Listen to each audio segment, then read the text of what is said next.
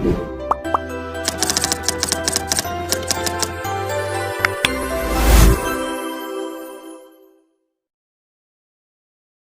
दोस्तों, welcome to transgender academy. तो friends, आशा રાખું છું તમે બધા મજામાં મસ્ત હશો। તો ડીજીવીસીએલ જુનિયર એન્જિનિયર જે જેટકો પછી પીજી ડીજી યુજી એમજી અને બધાની જે કમ્બાઈન એક્ઝામ છે, તો એની એક્ઝામ તમારો સમય આવી ગયો છે, બરાબર। ટાયર 2 ની એક્ઝામનો સમય આવી ગયો છે। 2 ઓગસ્ટે તમારી એક્ઝામ છે, 2 દિવસ બાકી છે, બરાબર। તો આ વિડિયોની અંદર ચર્ચા કરી લઈએ કે ભાઈ તમારે કયા કયા ડોક્યુમેન્ટ્સ લઈ જવાના છે। ઘણા બધા વિદ્યાર્થી મિત્રોના પ્રશ્નો હતા, તો એનું આપણે અહીંયા સોલ્યુશન करता जाइए, बराबर। तमारी पासे एडमिट कार्ड आपेलू छे, एडमिट कार्ड नी अंदर बधी डिटेल्स व्यवस्थित रीते एमां आपेली छे, बराबर। जे क्रीम मटीरियल छे हुं तमने अहींया समजावी दઉં છું। સૌથી પહેલા તમારે તમારું એડમિટ કાર્ડ લઈ જવાનું છે। જે અત્યારે ટાયર 2 નું એડમિટ કાર્ડ છે એ તમારે ખાસ લઈ જવાનું છે, બરાબર। એની બે પ્રિન્ટ કરાવી લેજો। કલર ઝેરોક્સ કરાવો તો ઠીક છે, બ્લેક એન્ડ વ્હાઇટ કરાવો તો પણ ઠીક છે, કાંઈ ફરજિયાત કલરની જરૂર નથી, બરાબર।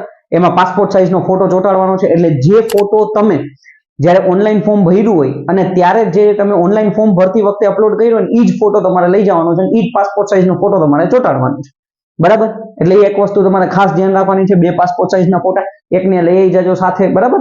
એક બે વેરા હોય તો આપણે વાંધો ના આવે, એટલે ઘરેથી ફોટો ચોંટાડીને જાવ તોય કઈ વાંધો નથી, એક બે સાથે રાખજો ફોટા, આપણા પાસપોર્ટ સાઇઝના એક બે આપણી પાસે હોય તો વાંધો ના આવે, બરાબર। ત્યાર પછી આઈડી પ્રૂફની વાત કરીએ તો કે તમારું Aadhaar card, PAN card, driving licence, passport, ચૂંટણી કાર્ડ કોઈ પણ એક તમારે લઈ જવાનું છે, ઓરિજિનલ, બરાબર। ઓરિજિનલ લઈ જવાનું છે, ખાસ એમાં ધ્યાન રાખજો ફોટો વ્યવસ્થિત રીતે દેખાતો હોવો જોઈએ, બરાબર। એટલે એમાં કોઈ પણ એક માંગ્યું છે, પણ હું તમને સલાહ આપું છું બે લઈ જાજો, બરાબર। ફોટામાં ઘણી વખત ઇશ્યુ આવતા હોય તો વાંધો આવે, તો એના કરતા આપણી પાસે બીજું હોય તો પ્રોબ્લેમ ના આવે, એટલે ઓરિજિનલ લઈ જવાનું છે। ઓરિજિનલ ખાલી તમારે આઈડી પ્રૂફ બતાવવાનું છે, તરત જ તમને પાછું અહીં નામ વેરીફાઈ કરીને તરત તમને પાછું આપી દેશે, બરાબર। તમારે તમારું એડમિટ કાર્ડ લઈ જવાનું છે, આઈડી પ્રૂફ લઈ જવાનું છે, બરાબર, અને બે પાસપોર્ટ સાઇઝના ફોટા, ક્લિયર। આ ત્રણ વસ્તુ મહત્વની છે।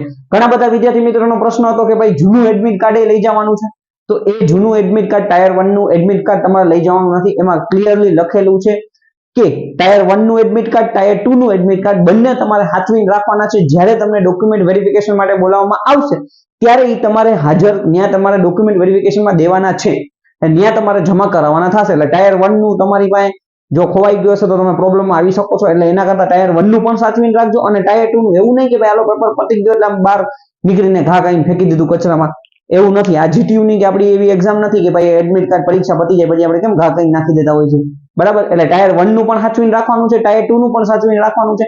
અહીંયા અત્યારે ટાયર 2 ની જરૂર નથી, પણ તમે સાથે રાખજો, બરાબર। સાથે તમે લઈ જાજો ઇન કેસ કદાચ માંગે તો।